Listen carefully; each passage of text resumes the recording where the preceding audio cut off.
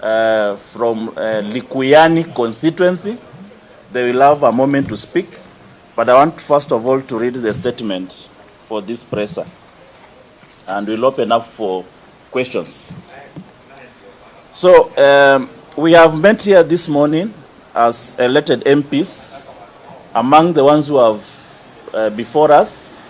In addition, we have Honorable Kibangendi, who is supposed to be here, Honorable Sothi, who is supposed to be here, Honorable Edwin Sifuna is supposed to be here, and they are a part of this statement they have all signed. And we have met here as elected MPs and members in good standing of the Orange Democratic Movement Party to set the record straight with regard to recent happenings within the party. We wish to make clear that many of us, if not all of us here, were present during both the O.D.M and the Azimio parliamentary group held on the 12th of July at the Jaramogi Foundation in Nairobi. At no time during the said meetings was it resolved that either the party or the coalition will be joining a coalition with William Ruto's KK party. It therefore came as a shock when senior members of O.D.M showed up on a list of cabinet appointees announced by Ruto yesterday. That some of our leaders have chosen to join a government indicted by the Kenyan people reflects badly on a party that has always advocated for and stood with the people. We have all along maintained support for the ongoing struggle to address the long-standing governance issues bedeviled in Kenya, and are appalled that we are now seen to be joining forces with the people responsible for these issues. To make it worse, the appointment do not reflect the diversity of the party we love, as there clearly was no regard to gender, age, or regional considerations. We wish to reiterate that the position of the party, as communicated by our Secretary General, who is Edwin Sifuna, earlier this week, that indeed the decision by our four comrades were personal and not as a result of any decision passed by the party. We call on the party leadership to move with speed and replace them. That is the end of the statement. I want to finish by saying that O.D.M party is like an army. 4 of our generals and the brigadiers have deserted duty and are gone to sleep with our enemy. It has no direction from the commander-in-chief, who is Raila Amolo Odinga. The party leader was abroad on a private visit, only to come back and find 4 generals and the brigadier have deserted duty and they joined the opposite camp. So we are saying this is not the position of the party. Such monumental decision affecting the history, the principles, the ideologies of the party must have been passed by the parliamentary group meeting. I want to give my colleagues to add on what I've said, and I'll leave room for questions.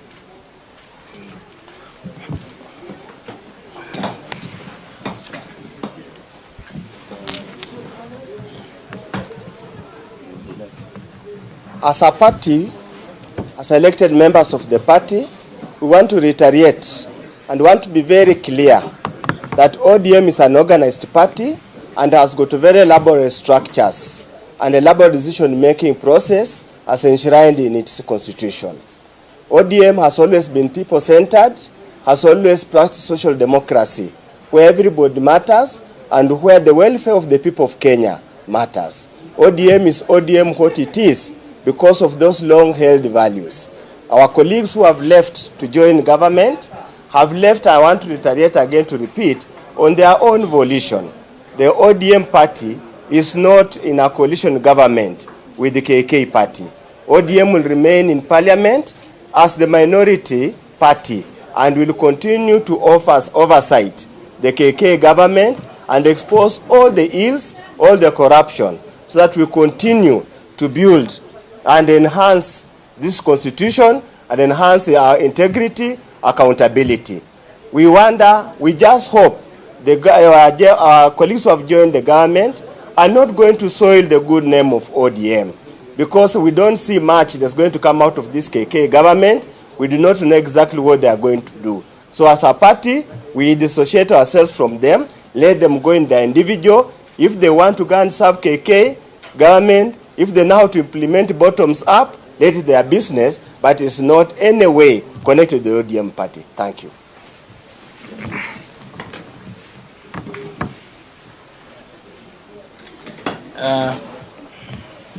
Mine is very brief. One, that I want to wish those who have relinquished their party positions to join government well.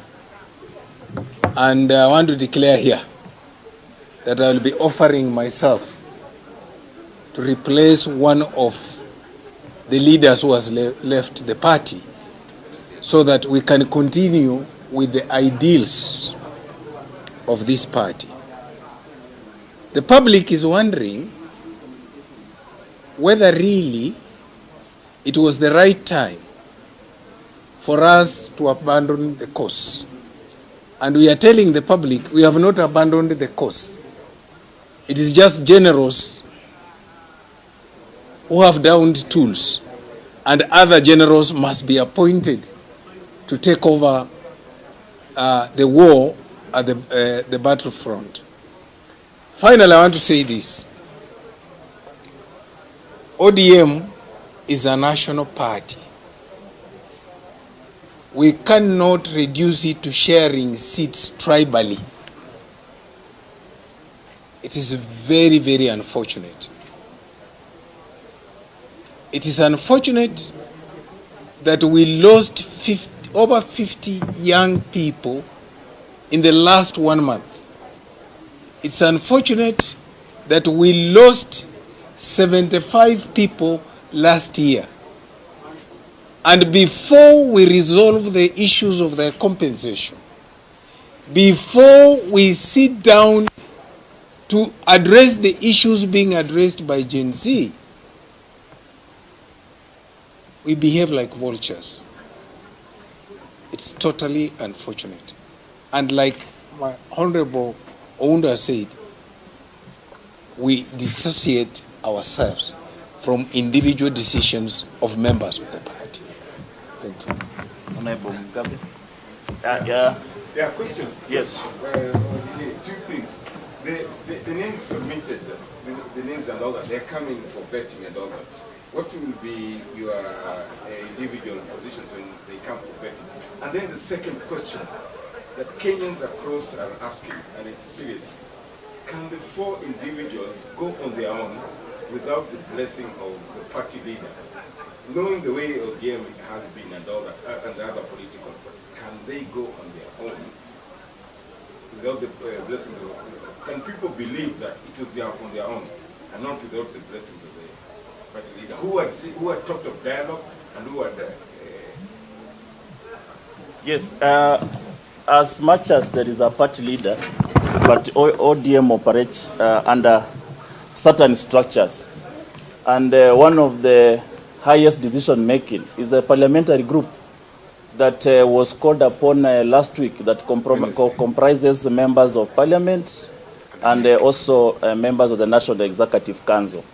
They sat, we deliberated on the issue of dialogue, and we said that the only thing that O.D.M is ready to engage KK is a National People's Convention. And it was read to the media, the standpoint of O.D.M as a party, and later on, it was also adopted by the entire Azimio brigade. So that is the structure of O.D.M, and that's how it operates, and that is the prism under which most political parties operate. So there is no any other decision other than that was given last parliamentary group. And you are aware that our party leader had traveled abroad. He just came yesterday. So anything that happens without the presence of our party leader is null and void. It is, and the certainty General, through his letter, was written yesterday, yesterday but one, declaring the stand of O.D.M. that there are precedents to an engagement of KK. The precedents, number one, is that abduction must stop. Secondly, all the people have lost life in the struggle from when Azimio was on the streets up to when the Gen Zs have been on the streets. All of the families affected must be compensated fully. The third one is that those arrested must be released unconditionally.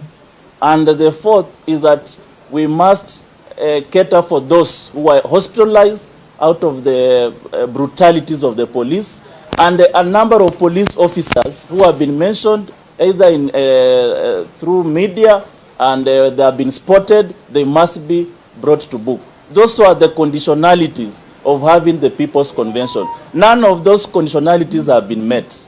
So that's why I are saying what happened yesterday were individuals who are clamoring to get jobs. And they are gotten out of O.D.M. We said bye-bye. The O.D.M. party will continue. The new generals will emerge, and the party will emerge. Maybe this time round, we'll even emerge more viciously and very lethal. Vetting is the process of parliament. You cannot, O.D.M. cannot stop vetting. The vetting will proceed because that is a parliamentary procedure. And when the report comes to the floor of the House, members of Parliament will vote based on what their constituencies tell them. If they say don't pass this one, I, as a member of Parliament for Nyula, I will not vote. But if they say proceed, it will all depend on what we have. But we have some members in the entire cabinet were proposed who have got questionable characters. Yeah. We wait to see how they will defend themselves and what kind of report will be presented on the plenary. Yes.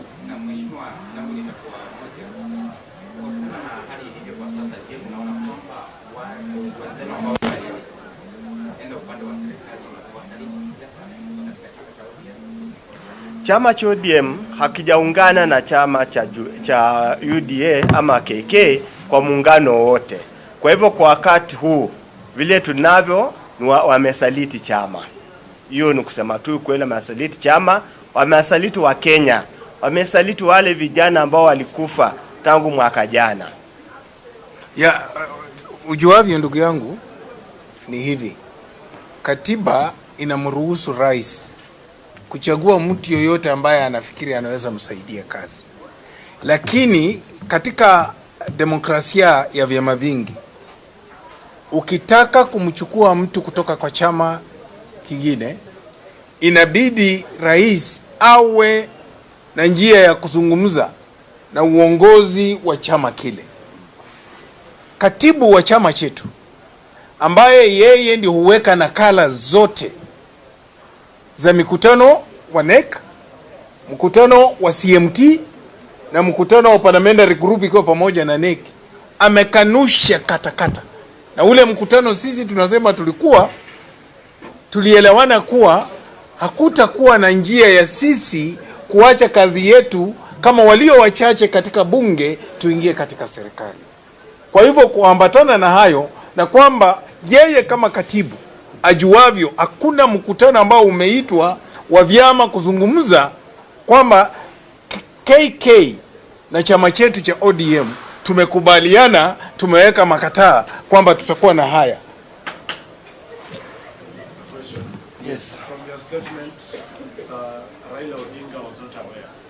Why wouldn't he utilize even his experts to just communicate and clear the air that therefore that have now joined the government have not joined as O.D.M? Is this part of a script that you front them then purport to announce that you are aware? And also, I think in the appointment committee, some O.D.M members are part of that committee. Why not have them also remain adamant that they are not going, or they'll actually write a dissenting report on the same?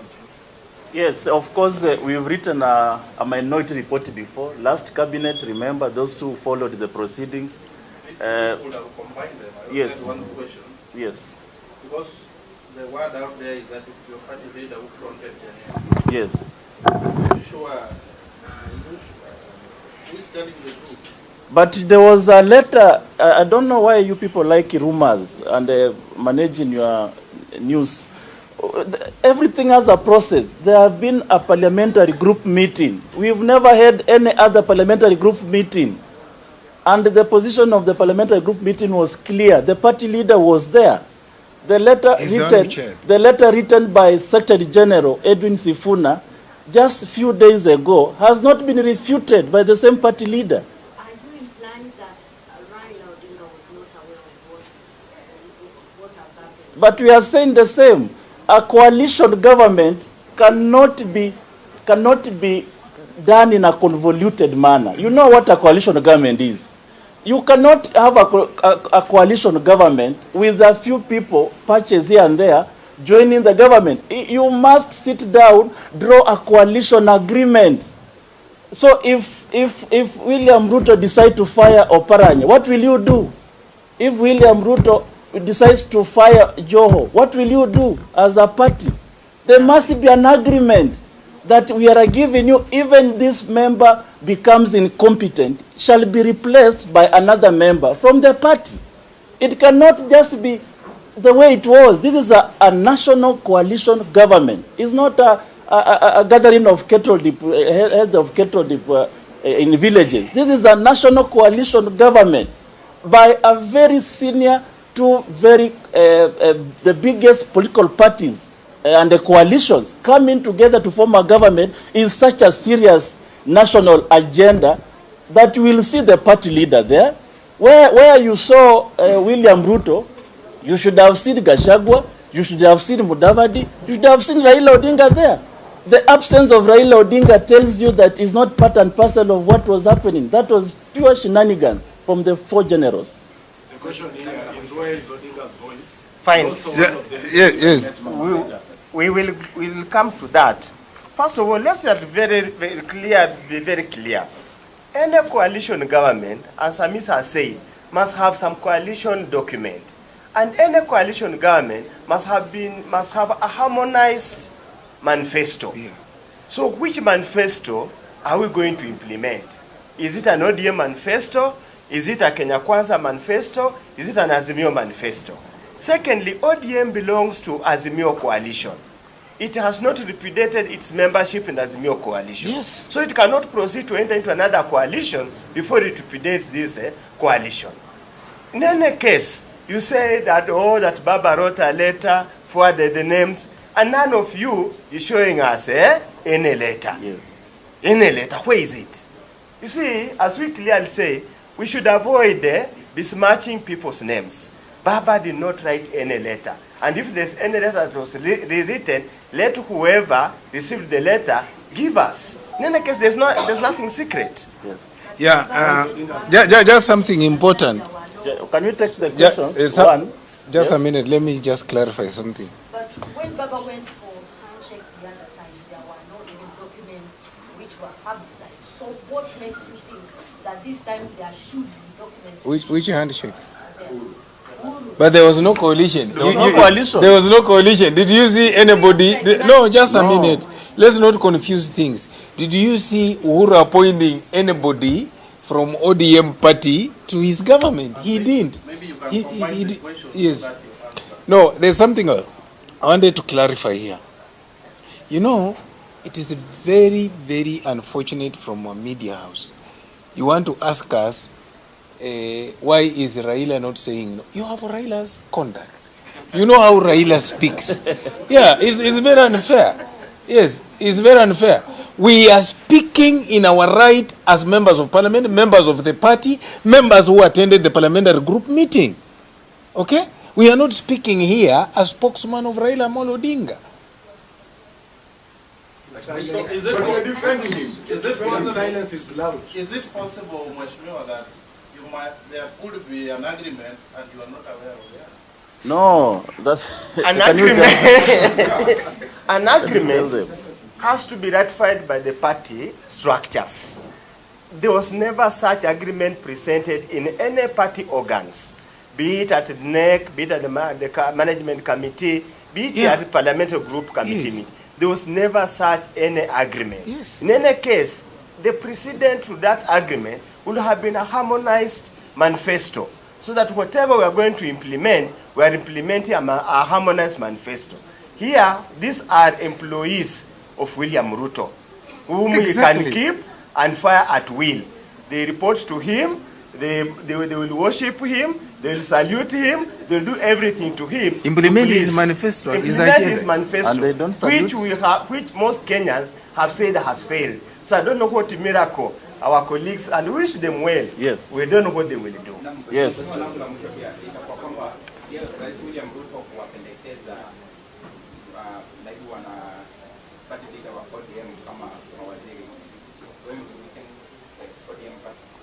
No, we said the new generals are going to emerge. That's a movement. There is never a nature buzz vacuum. So there's not going to be a vacuum in ODM. New general, in fact, for your information, we are proposing that Edwin Sifuna will be there as the deputy party leader to hold brief for Raila as he campaigns for AU. So there is no vacuum. We are going to fill this vacuum.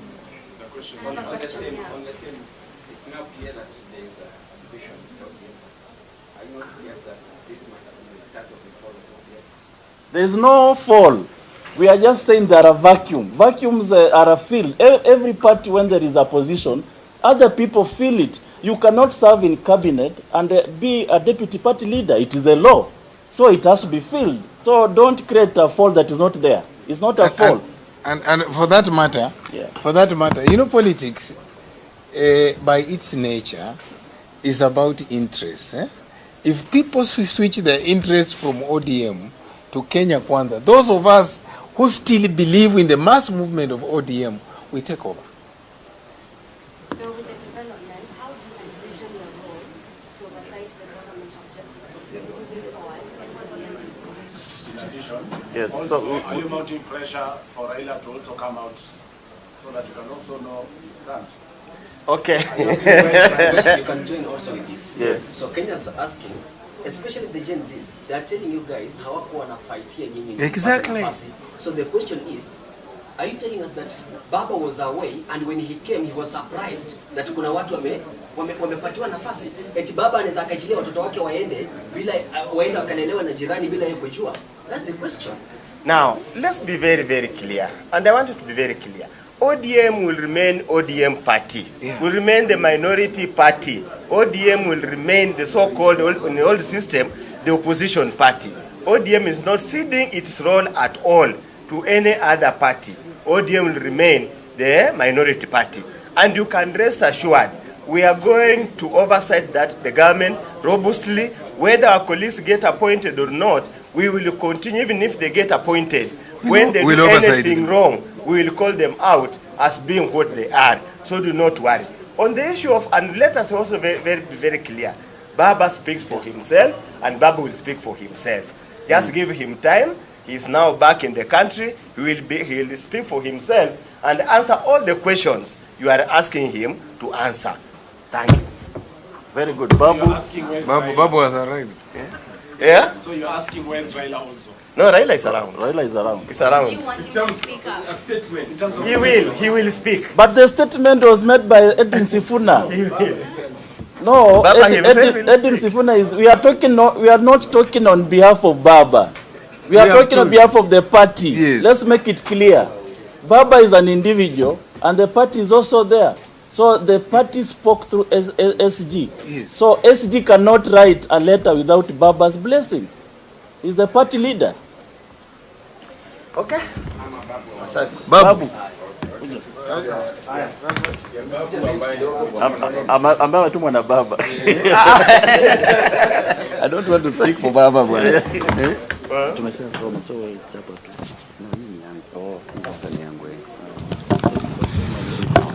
Whichever. This is haya tuendelee. We are just saying we don't agree with the same thing.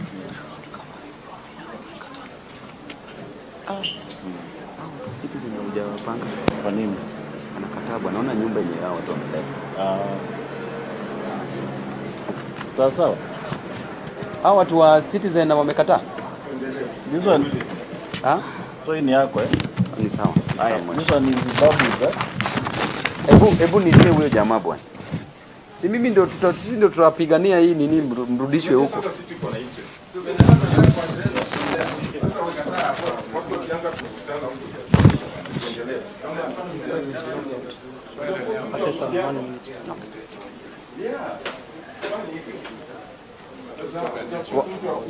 Wacha tu niwaongeleshe tu 1 minute. Tujui. No, wacha tu nimuongeleshe kama amekataa. 1 minute tu na nini. Hii yangu ni 2 minutes.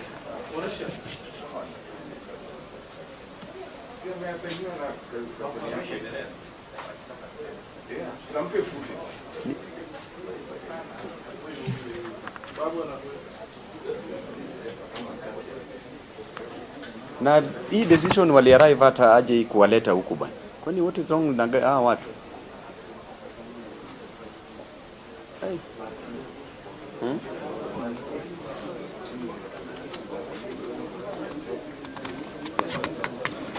Mauritius.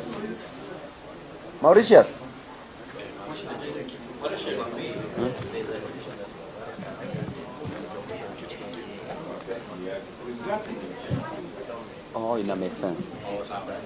Okay. We can go on. Yeah, but can we have also a limit now that he's here? Oh, I think iko sawa. Alafu nyinyi pia mnaweza kataa moving forward kucover anybody kwa hii story ya bunge. Sio ita make sense kwa alafu sisi tuwa defend mrudi huko. Cause hii sasa kuna activities mingi nataka kufanywa huko bwana. Sawa.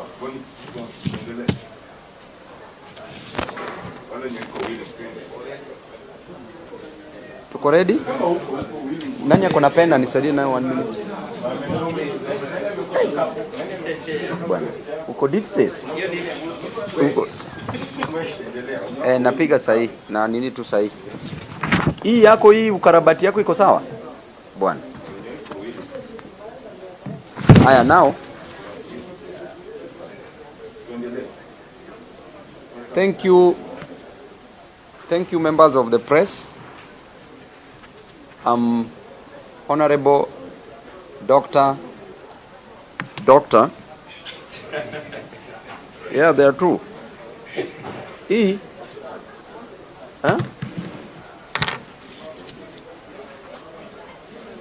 there are two, bwana. One was from Benin Republic and the other one from the House of Lords at the United Kingdom. So you know that. This is my statement concerning the Cabinet Secretary's nominees that were read yesterday by President William Ruto, and it reads as follows. Ambia watulie kidogo.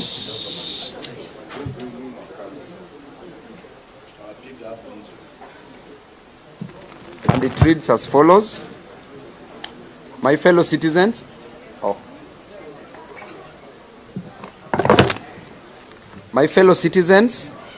let me start. Ambia watu bwana. Hey. Ndugu. Enda huko kwa kiwanja bwana tu nini tu kidogo tu. Hey. Intellectual ukiinterfere na mind yake bwana sasa ina think of another thing.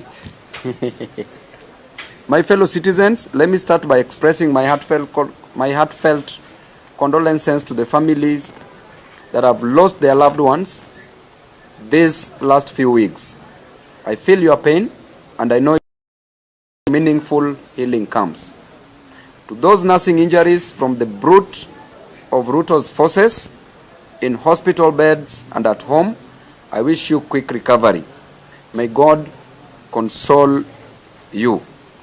Kenyans, it is now exactly 1 month since the young people of Kenya came out in large numbers to assemble, demonstrate, picket, and petition their representatives to reject the Finance Bill 2024.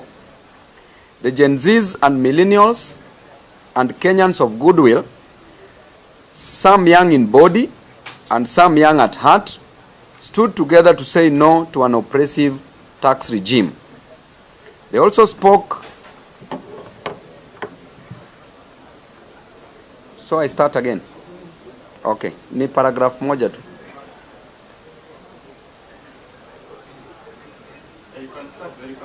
Okay, let me just start ni 1 minute tu. Uko ready? Thank you, thank you.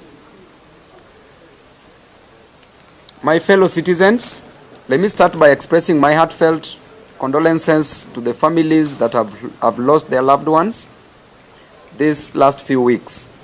I feel your pain, and I know it will take time before meaningful healing comes.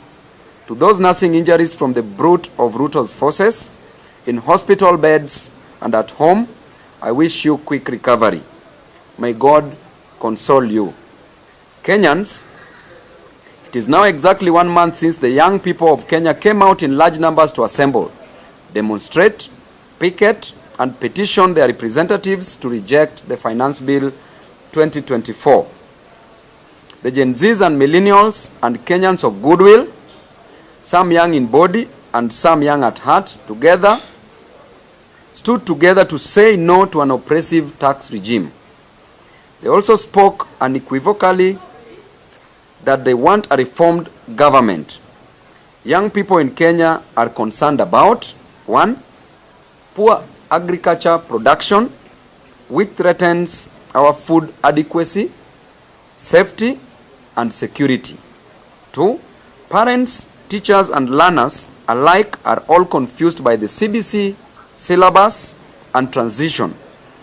College and university education has been made too expensive, and young Kenyans are not joining while others are dropping from colleges.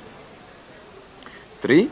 Our healthcare is now completely broken, with NHIF looted and left incapable of meeting claims by hospitals, some of which have now been forced to close down. Our infrastructure is crumbling, roads are not maintained, our ports are being auctioned, and basic access to water and electricity is out of reach to many Kenyans. The business environment has been destroyed by bad government policy in sector after sector. Foreign direct investment has gone down, and we have seen investors running away to neighboring countries, leaving Kenyans jobless. The unemployment rate has skyrocketed. The cost of living has gone beyond the roof, and many Kenyans cannot afford a decent living. To make matters worse, a burdensome tax regime is squeezing every blood out of Kenyans, killing their businesses and making their products less competitive. Sensing individual and collective failure, the young people came out to demand that their president confront these challenges. Instead, what did the president do? Number 1, he used goons and criminals to infiltrate peaceful demonstrations to get reasons to unleash violence against Kenyans. He used the police to unleash terror on young people. Resorted to abductions, forced disappearance, torture, killings, and mutilation of bodies of the Kenyan children. The president hoodwinked us by withdrawing the finance bill, but continued to implement its draconian provisions. He deceitfully dissolved his cabinet on grounds of incompetence, only to reappoint the same crooks. He completely refused to listen to the issues raised by Kenyans, and instead he raided the opposition to appoint cabinet secretaries in a bid to weaken oversight against his government and to gain cosmetic stability to consider the next general election